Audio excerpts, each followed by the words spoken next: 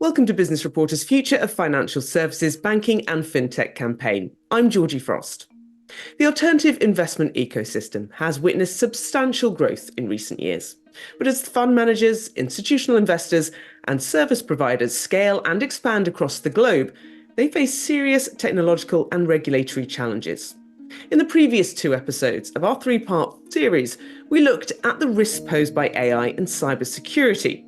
In this final episode, our focus turns to a topic taking substantially fewer newspaper headlines, but is of no less significance to firms looking at global growth.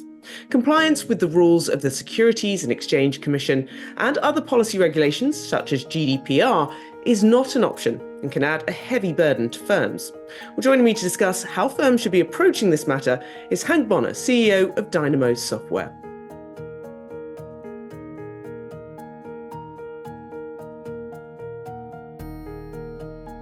Welcome back, Hank. SEC regulations, talk me through them if you would, and the challenge it poses to firms. Yeah, thanks, Georgie. And you're right. This is not nearly as exciting as talking about the growth aspects and all the different changes that are occurring in alternatives. But nevertheless, very important for those in the private markets and the alternative space. The main point is the SEC, or the Securities and Exchange Commission, is very focused on fair and transparent reporting. Now, most folks would come across the SEC as part of public companies. Lots of public, whether it's an initial public offering or publicly traded securities. And most are familiar that those entities have a lot of reporting responsibilities in terms of annual financial statements, quarterly financial statements, communicating with investors in quarterly calls, all sorts of things that the SEC has put in place so that the investor in a public company has active knowledge and a fair way to assess the risks and opportunity of an investment. In the same way, the SEC is starting to expand and has expanded how they look at private transactions. Just given the change and level of investment in the private equity markets, venture capital markets, real estate entities, and on the limited partner side, a whole range of alternatives investments has turned into trillions of dollars of opportunity to deploy capital. And that means the SEC has started to look into how should a private fund that's being raised have to report? What risk factors do they need to disclose that a willing investor may need to know to make an informed decision on whether to participate in a private fund transaction or not?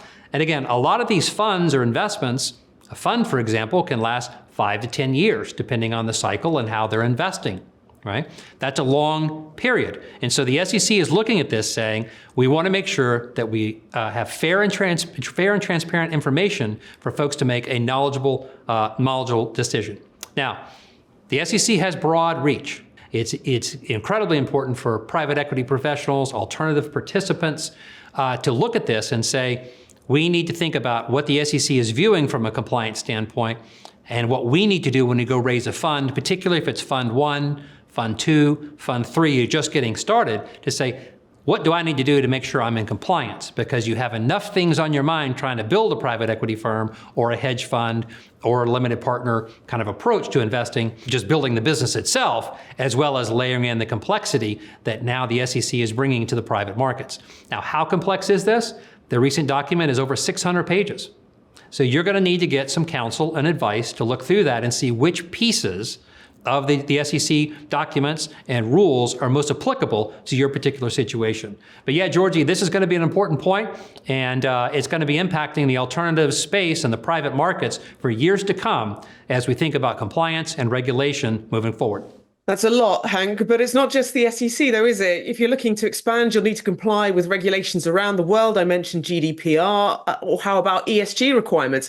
How does that fit in? Yeah, SEC, or the Securities and Exchange Commission, is US-based. But if you broaden just the compliance, regulatory environments, or kind of things that people want to see, like ESG as well, you get into GDPR, which has been in the European markets for a long time, of how they control and manage data, or how entities have to manage that on behalf of customers, their personal information, and their data, making sure that it's stored safely, moved safely, and protected, and oftentimes, or in most cases, consent from the customer that their data, how it's being managed. So these are big responsibilities for entities. Now you shift to ESG, another compliance topic. This is a range of issues across, say, carbon footprint. And you think about, what do I want to do as an organization to show to my investors that I am trying to follow a more responsible carbon philosophy and framework? You need to track the information. You need to have data that backs up how you're tracking the carbon and make sure that meets some kind of standards. Because once the investors start to make decisions, just like on the public side I mentioned, if you're making it on the private side, and a company or a firm or a fund is putting out bad information, well, that's where the problems start. And that's where the compliance and regulatory entities come crashing down on you and saying, you misled people. And that can lead to a whole bunch of problems down the road. So the main point is, you got to be up to speed on this. Well, let's talk about some of the problems. What happens if you don't comply? If you don't comply, it can bring in a range of complexities for your organization. They can be penalties. It can take up a lot of your time. You're going to be spending a lot of executive time dealing with inquiries coming in to say what you did or didn't do. Now, it ranges in terms of which organization you're dealing with or government entity. For example, with the SEC in the US, it could be criminal and civil. For GDPR, you have the consumer angle certainly coming into play because it's focused on a lot of the consumer data. So just think about not only the penalties that you could have with mishandling, misusing consumer data, but also the damaging and lasting impacts on the customer side when you as an organization are known to not have taken care of someone's information. And then on the ESG side, this is part, kind of what's going on in the market, as well as part what we're trying to figure out, like with carbon footprint, could be better for the environment. And as you think about managing that, I tend to think about the analytics around getting it accurate, the best read you can for your footprint as an organization, and then managing that positive aspect less so than the penalties necessarily as those continue to evolve or develop in the coming years. So that will take some time for sure. So from an ESG standpoint, a GDPR standpoint, an SEC standpoint, and a host of other regulatory pieces, number one, I think folks need to be thinking about disclosure. What makes sense to disclose information is that for investors? Is it accurate information, and is it backed up by your own data so you feel confident that as you articulate to the market about an investment opportunity that you're in good shape? What are the biggest stumbling blocks for firms here? One of the biggest stumbling blocks is change and prioritization. Change in the sense that these are new regulations.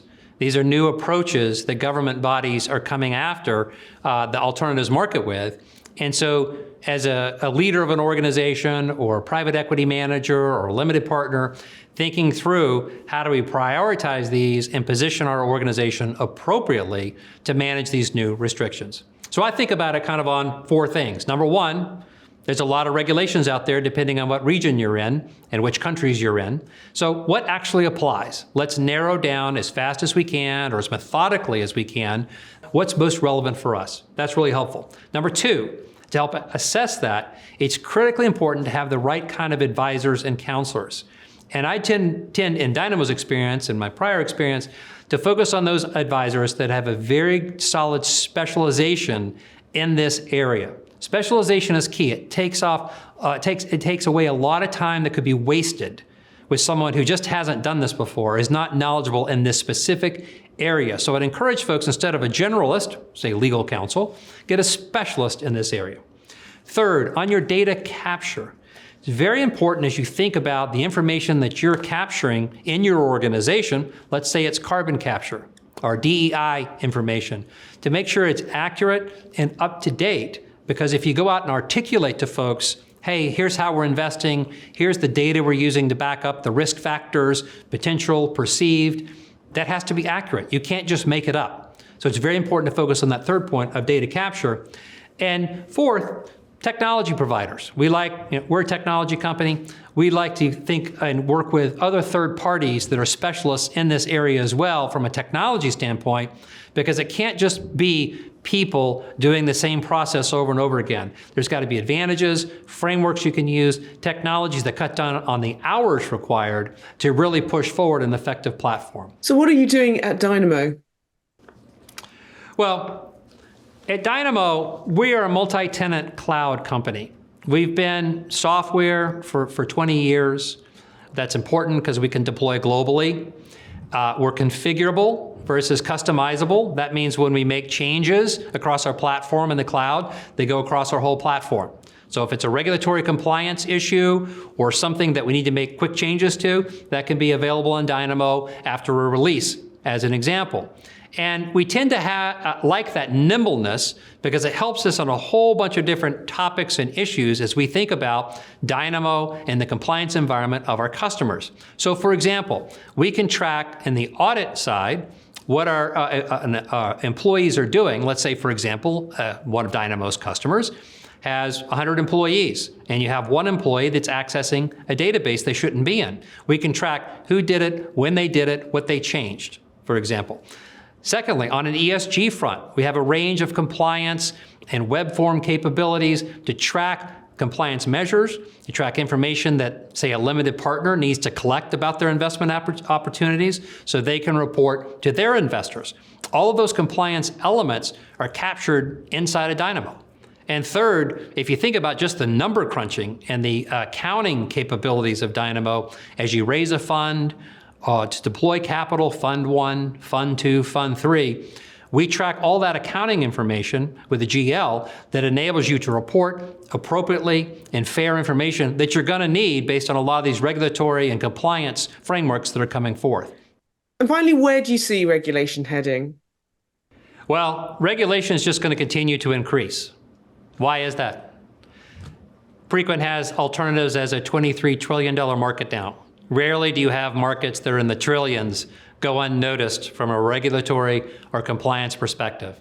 So by any meaningful forecast, you need to think about what's going to be happening in 1, 3, 5, 10 years from now is only going to be elevated as the regulators think about the investment monies that are moving back and forth between investors. Secondly, there has been a large push to expand the types of limited partners that are investing in alternatives.